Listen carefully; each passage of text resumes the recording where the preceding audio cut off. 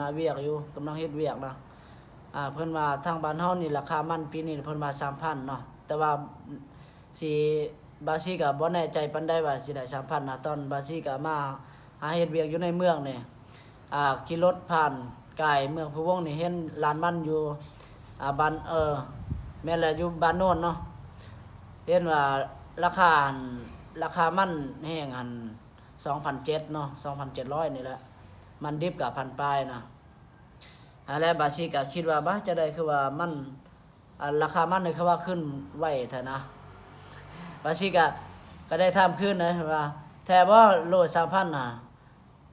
บ่ทันฮอดเดือนใช่มั้ยโลอันนี้ 3,000 แหละตอนบาซีเห็นนั่นได้แต่ 2,700 เนาะเพิ่นว่าอีหลีเพิ่นว่าบ่ตัวดอกเนาะเพิ่นว่าเมื่อลูกมันที่เผาแล้วเผาดำเนี่ยเพิ่นว่าสิชวนเข้าป่าได้หาอยู่หากินก็คือคลิปก่อนนั่นแหละบาซีก็ได้ไปนำเพิ่นเนาะได้ไปหาใส่กับโนแล้วก็ได้หาตัดยอดบุญหรือว่ายอดเชยนี่แหละเนาะพี่น้องคนไทยบ่เข้าใจว่ายอดบุญว่าแนวใดยอดบุญเนาะเนื้อขายกันแบบยอดเชยบ่เนาะแม่นแหละแบบยอดไหว้บ่ก็ขายกันอยู่เนาะแต่ว่ารสชาติมันต่างกันพี่น้องเนาะน้ำค่ะอันนี้น้ำยอดไหว้มันเป็นแหลมดำๆเนาะน้ำน้อยๆบาดยอดบุญนี่มันเป็นน้ำขาวเนาะมันเป็นน้ำแหลมใหญ่เนาะมันเป็นแหลมขาวนี่แหละโดยเนาะ อีกบ่ดนกับบาซิกะสิได้กลับบ้านพี่น้องเนาะกว่าสิแล้วเฮ็ดเวียกทั้งพี่นี่ยังเพราะว่าสิได้เฮ็ดลิฟต์ได้นี่ฮอดชั้น3นี่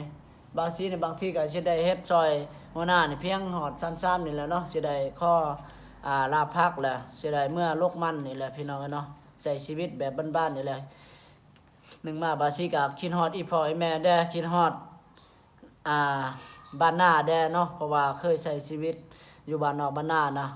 บาซีก็อยู่ในเมืองนี่บ่อินปานใดเนาะบ่เคยนะเพราะว่าบาซีเป็นคนบ้านนอกผู้หนึงพี่น้องเนาะก็ขอโทษขออภัยหลายๆอยู่ในเมืองนี่ความจริงแล้วบาซีนี่บ่เห็นสิสิ้นนะบ่เห็นสิ